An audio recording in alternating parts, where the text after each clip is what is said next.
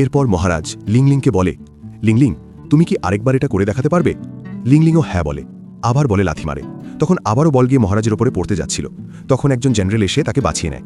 সেই সময় জানা যায় এই জেনারেল অত্যন্ত শক্তিশালী এবং দীর্ঘদিন ধরে মহারাজের ব্যক্তিগত নিরাপত্তার দায়িত্বে রয়েছে। তখন মহারাজ তাকে বলে, আজ থেকে তুমি এখানেই থাকবে, লিংলিং আর লিসার নিরাপত্তার জন্য। এই দৃশ্য দূর থেকে চুপচাপ শুনছিল এক দাসী। সব কথা শোনার পর সে গিয়ে রানী শিয়াওকে জানিয়ে দেয় যে মহারাজ লিসার নিরাপত্তার জন্য একজন শক্তিশালী পার্সোনাল গার্ড নিয়োগ করেছে। এই কথা শুনে রানী শিয়াও রাগ না করে বরং ঠান্ডা গলায় বলে, ভালোই হয়েছে, লিসার পাশে একজন শক্তিশালী লোক থাকলে সবাই আরও বেশি কথা বলবে।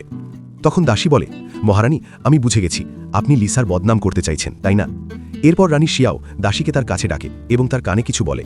এদিকে দেখা যায় লিংলিং এবং দাসী খেলাধুলা করছিল। তখন লিসা এসে বলে, এখন তুমি একটু বিশ্রাম নাও। তখন হঠাৎ করেই লিসার পা পিছলে যায় আর সে পড়ে যেতে যাচ্ছিল।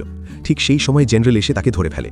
এই দৃশ্য দেখে সেখানে থাকা দুজন দাসী ফিসফিস করে বলতে শুরু করে, মহলে যে গুজব ছড়িয়েছে মনে হয় সেটাই সত্যি, কনকিউবাইন লিসার সঙ্গে ওই জেনারেলের বিশেষ সম্পর্ক আছে।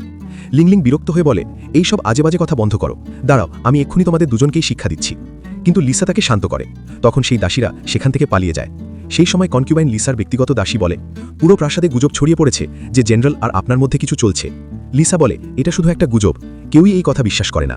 এরপর লিংলিং লক্ষ্য করে সিঁড়ির ওপরে কেউ ইচ্ছে করেই তেল ফেলে রেখেছিল যাতে লিসা পড়ে যায়। তখন লিংলিং কাছেই একজন দাসীকেও দেখতে পায়। সবকিছু বুঝে লিংলিং নিশ্চিত হয় এটা দুর্ঘটনা না, ইচ্ছাকৃত ষড়যন্ত্র।